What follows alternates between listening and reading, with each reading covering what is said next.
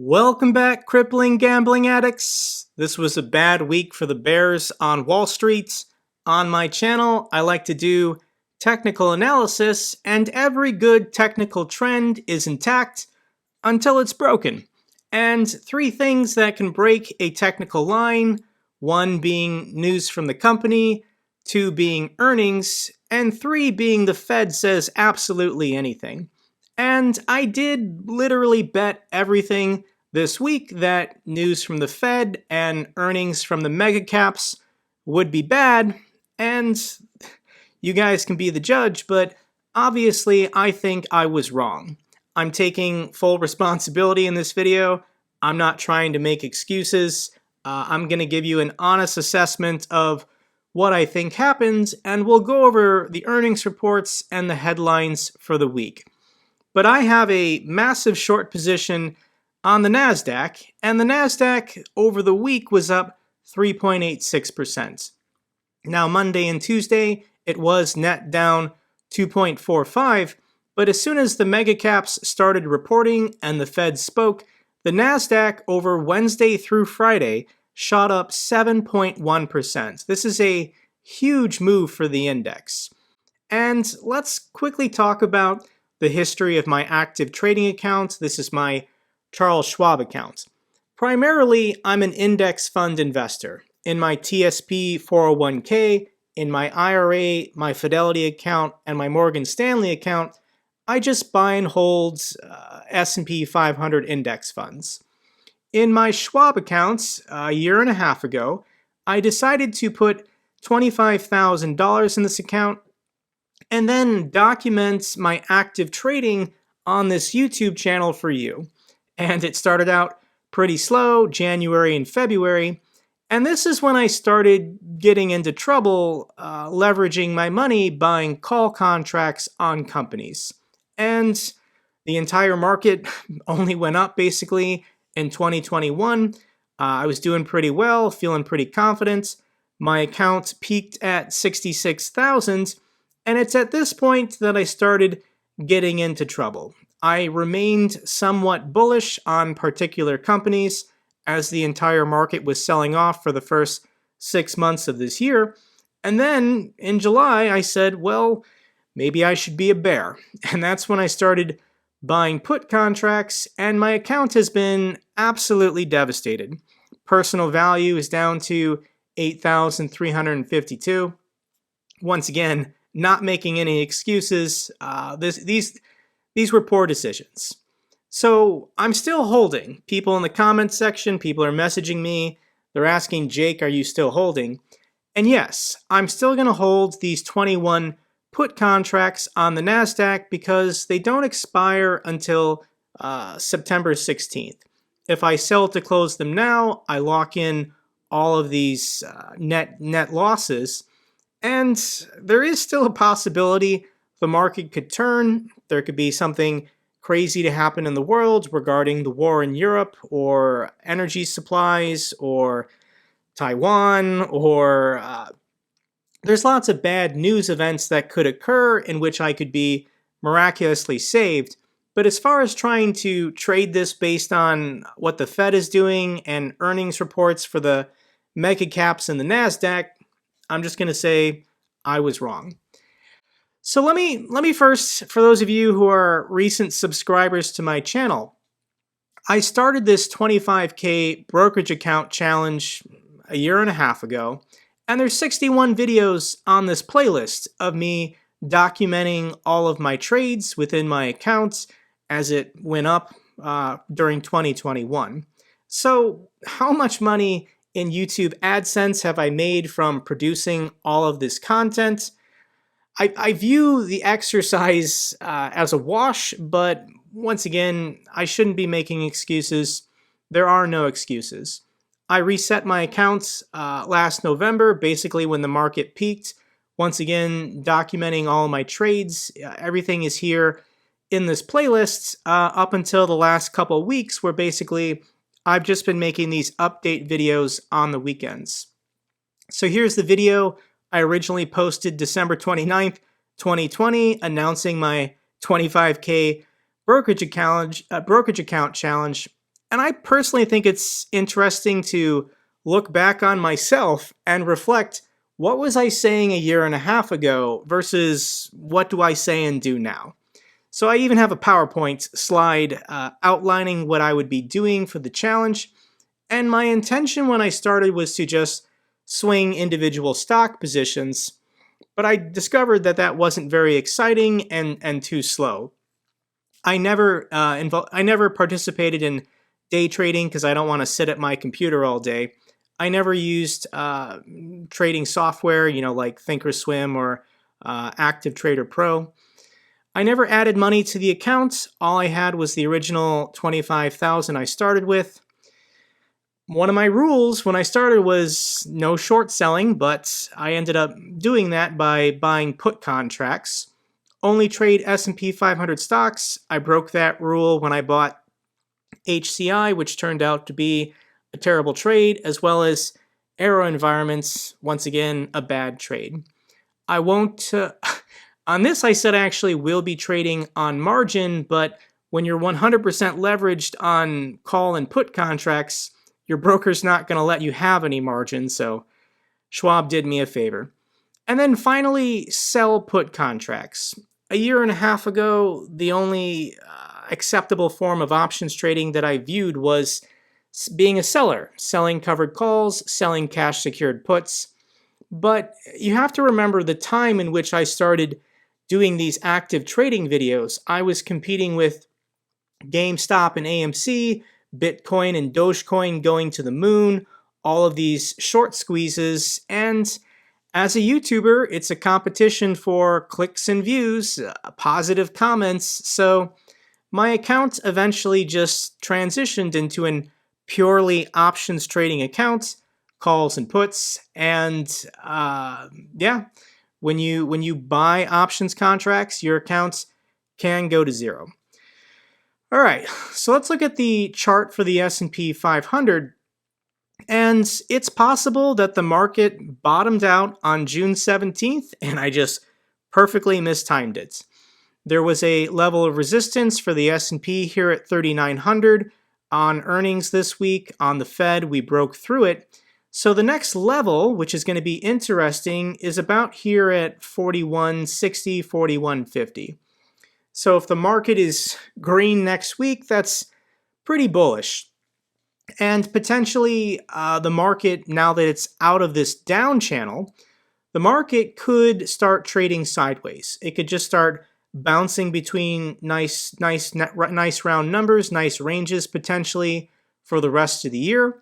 But this is a good sign for the market if we've escaped this down channel and we've stopped creating new lower lows.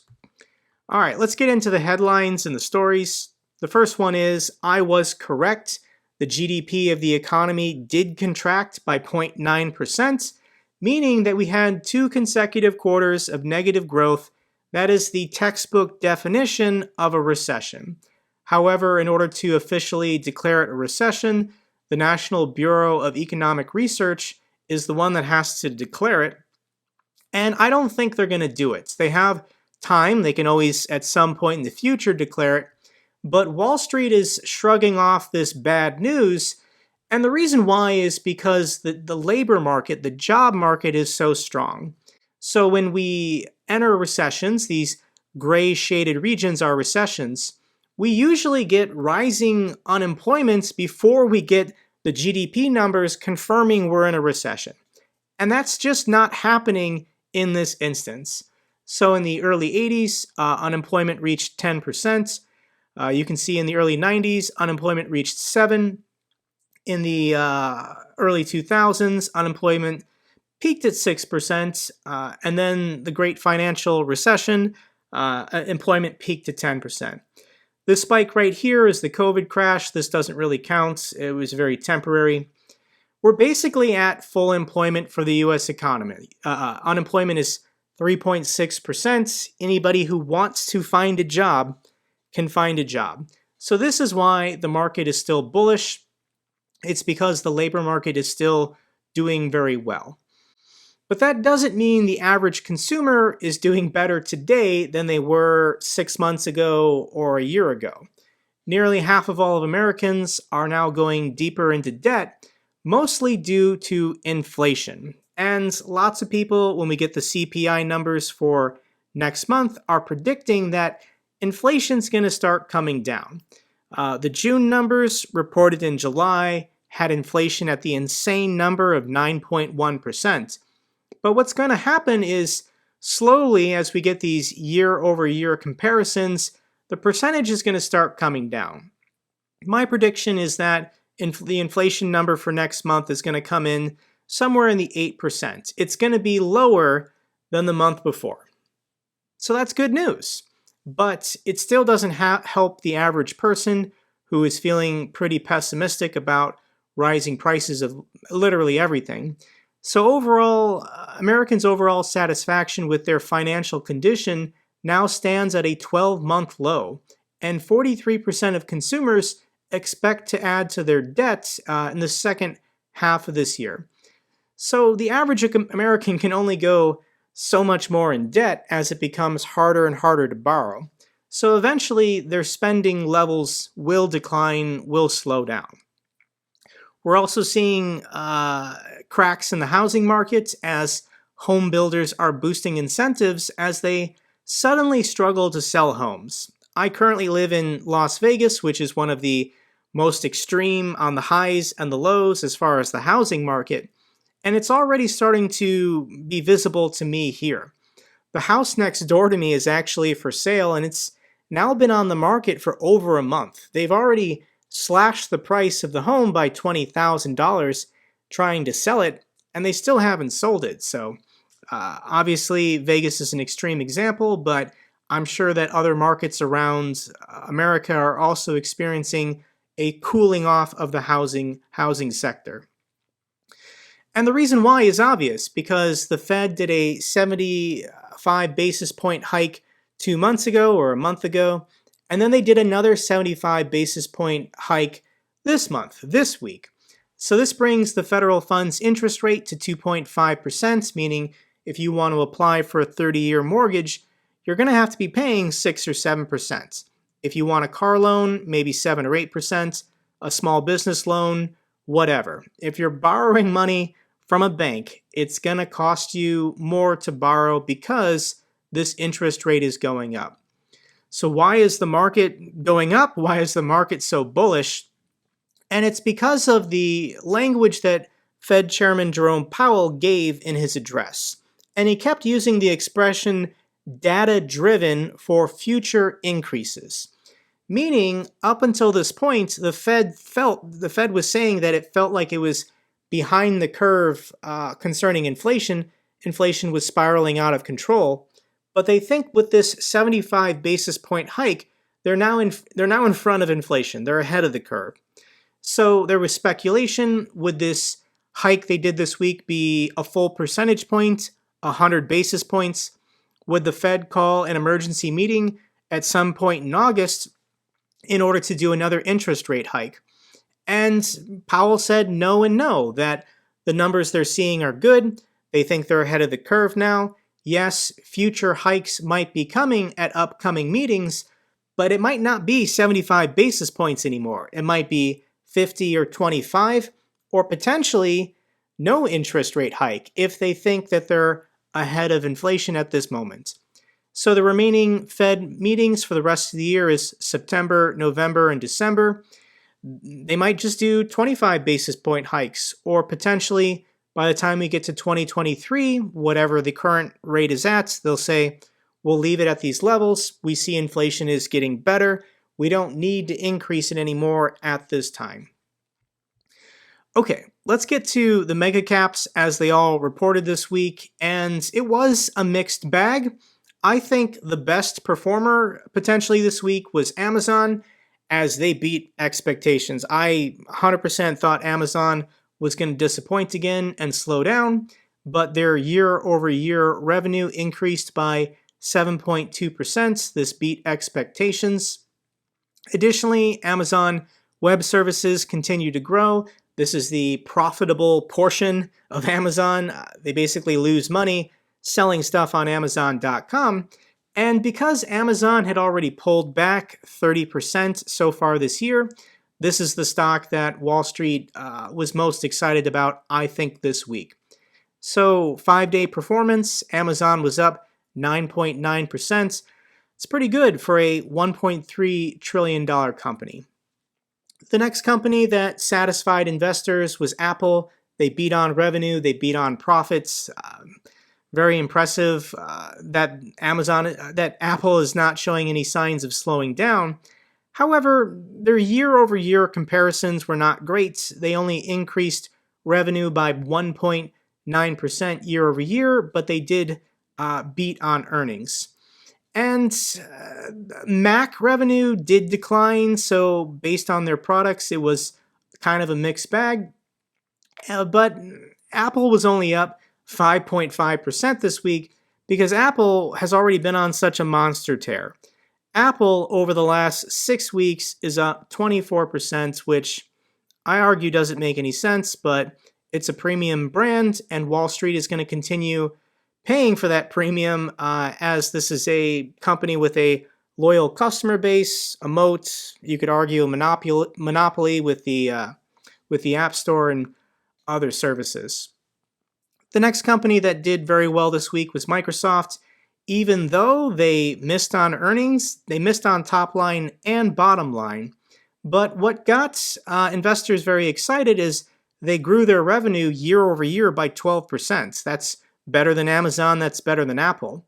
And their web services or their cloud business, Microsoft Azure, grew year over year by 20%. This has very high profit margins.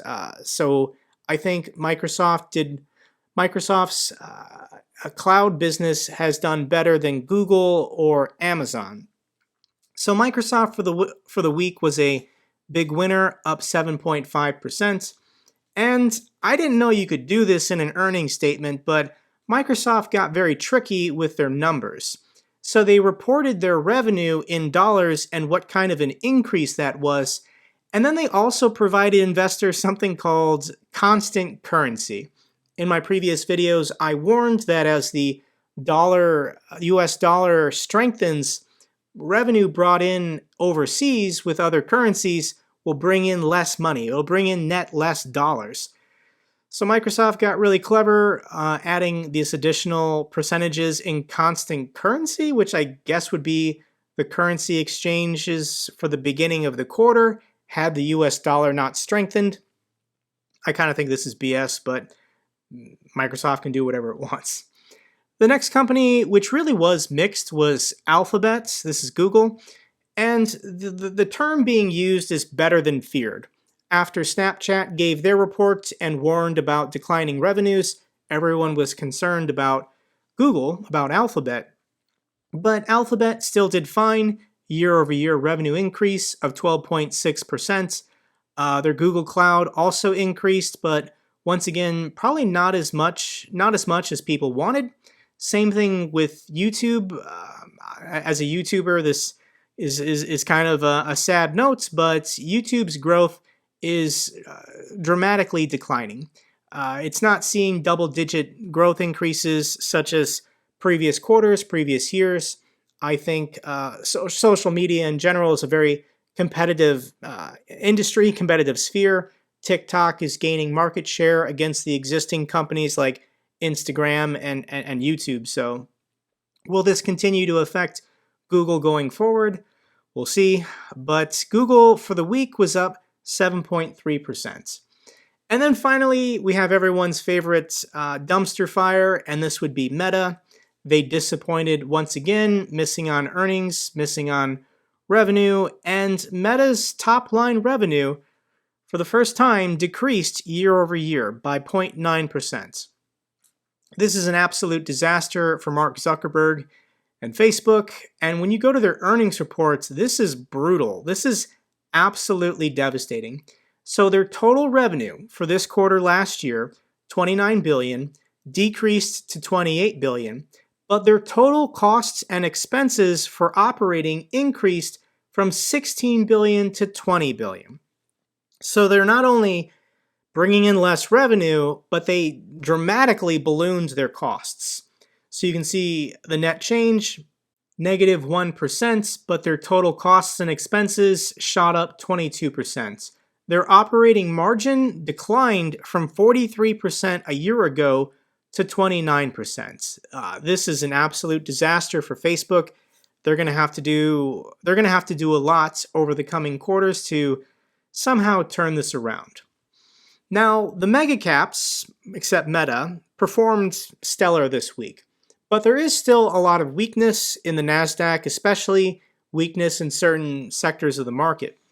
And if you're a company that is not delivering on expectations, or potentially you're not profitable at all, or you dilute your shareholders by issuing stock, then you're going to get punished.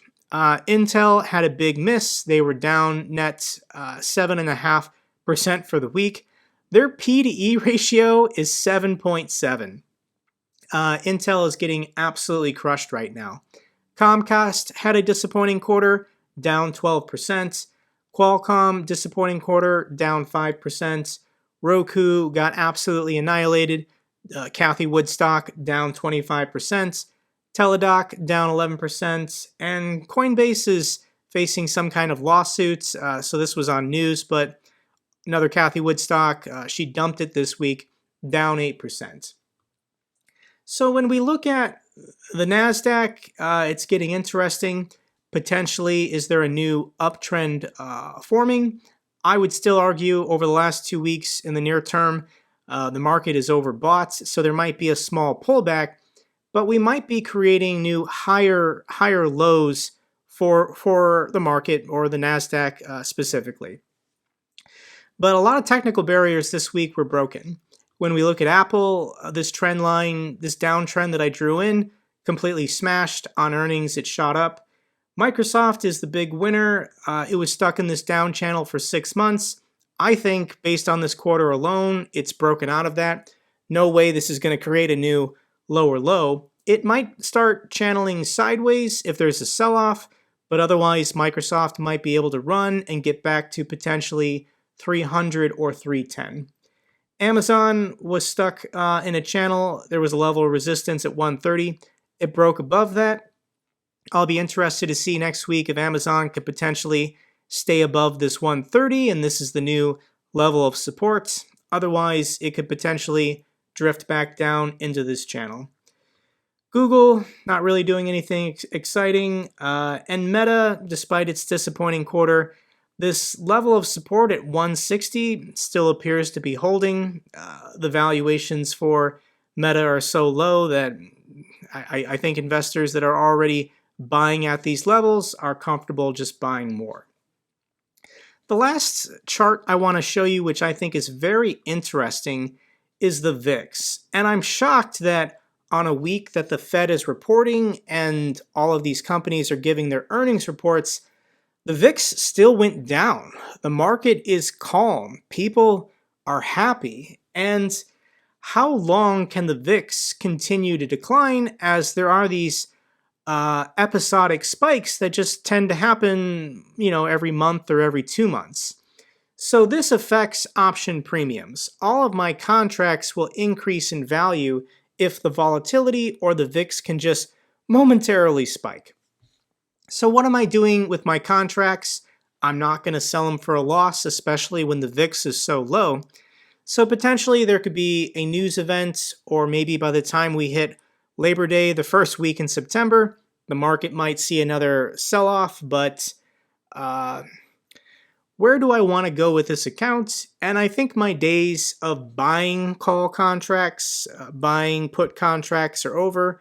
This was a learning experience that was very costly, and once this account crashes and goes to zero, or potentially recovers a little bit, then I'm going to pivot this account and do probably what I should have done a year and a half ago, and just start buying and holding forever high quality companies at decent prices. I have studied value investing, and I want to be a value investor. I just feel like on YouTube there is this pressure to outperform, and razzle and dazzle people on a daily or weekly timescale to keep them interested, keep them engaged. But perhaps we're moving into a new period as the economy goes into recession. I think there's lots of finance YouTubers that used to pump meme stocks or crypto or whatever. They're all struggling to once again produce their own daily content. I think I've been blessed the last couple months in that I've found a community that I can adequately serve by talking about the war between Russia and Ukraine. My YouTube income is phenomenal at this point, so I am earning a lot of money, and I think I do need to be more smart about how I put that money to use in the markets. I have been holding on to a lot of cash. I have close to $50,000 saved up. So I think once we get to mid-September, I am going to reset this account and start trading, start buying and holding a little bit different for you guys. If you've been with me long-term watching all these update videos, I greatly appreciate you. You're an absolute superstar to me. So we'll keep it going, whether or not potentially it stays on this channel or this channel exclusively starts talking about geopolitics and current events. There is a possibility I might spin off and create a new channel in which I focus more on responsible forms of investing. Okay, that's all for this update video, guys. If you found it interesting or you want to tell me anything, now's the time. If you want to thumbs up the video, I don't know how many people I want to actually see this video because it is rather embarrassing once again showing these kinds of losses, but that's the commitment, that's the promise that I made to you a year and a half ago. All right, that's all for this video. Thanks everyone. Till the next video, take care.